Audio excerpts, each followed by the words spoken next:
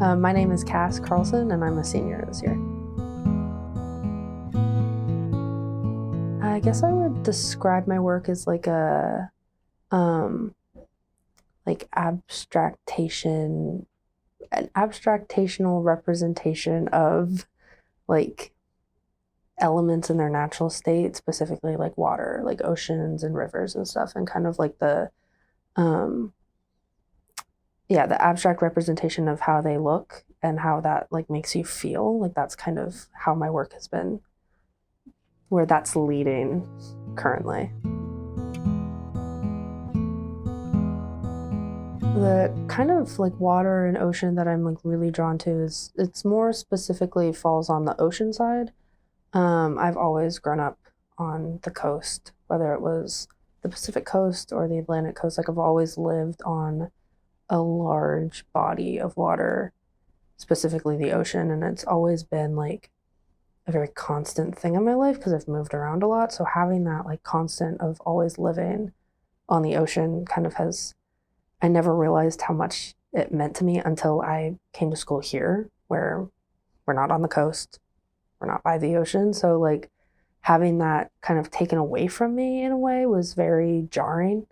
So having that like draw to it, I realized pretty quickly that that was something that I was always drawn to. And then one of my professors actually told me that water tends to come up a lot in my art, and I never noticed it before. And then she said it, and I was like, oh, I should actually kind of just focus on that because it's like part of who I am. Cass is just a really incredible student who I've been working with a lot more closely this semester in my advanced photography courses. She's so hardworking, really kind of poetic in her approach to art making, and again, a real kind of community member. So I feel like our BFAs this year, they all really support each other, and I think Cass is a really big part of that. Her work's really inspired by the ocean, and she's working with paintings, with photographs, and is, I have no doubt, going to do great things. I'm using this like water mixture with this medium concentrate from like the Golden Paint Company. They make this medium called like a wedding aid, and it's this concentrate that you mix it with water, like the tiniest bit, and it kind of does this like blooming effect with the acrylic. So it works best with like the more fluid acrylics. Um, so when I drop it like on the canvas, it kind of spreads easier. Kind of like it kind of it makes the watercolor or the watercolor. No, it makes the acrylic behave like watercolor, where it blooms on the canvas. I guess I would describe myself as an artist through ways of like, oh gosh, that's a really good question. I think like just somebody who wants to find the beauty in the things that you don't really see the beauty in. Like that's kind of what I try to capture. You know, like you walk past something and you don't really view it as like something that could then become art. And I kind of would, I mean, like to be the kind of artist that can take something as mundane as a surface of water and make it into something that's like you feel. I guess when I am creating things, the feeling that I get with it is a very like calming feeling. Like I've heard a lot of people say like, well, when I create art, that's like who I'm supposed to be. Like this is what I'm supposed to do. And like, even though that's kind of something that everybody says, like it's so true. Because when I first started out here, I wasn't even an art major, and I was like a science major for one semester, and I wasn't taking any art classes, and I hated it so much, and I didn't realize that that was why. And so I started taking some art classes. I switched my major, and like everything's been like right again. You know, like it's just one of those things that's like, it means so much to me as a person that if I don't have it, I'm not like a person. I'm just a thing, you know? So basically, I had these sketches that I had done that I really enjoyed, like the look of them, like in colored pencil. And I had been doing like, I have like 6 of them, I think. And I wanted to put them on these big canvases. And I did one. And sometimes art doesn't translate the way you want it to from different mediums. And it was just so horrible. And I hated it so much. And I didn't want to waste the canvas. And I had been working on like other watercolor paintings um, that look like these, but on a much smaller scale. And I was like, well, I want to combine them.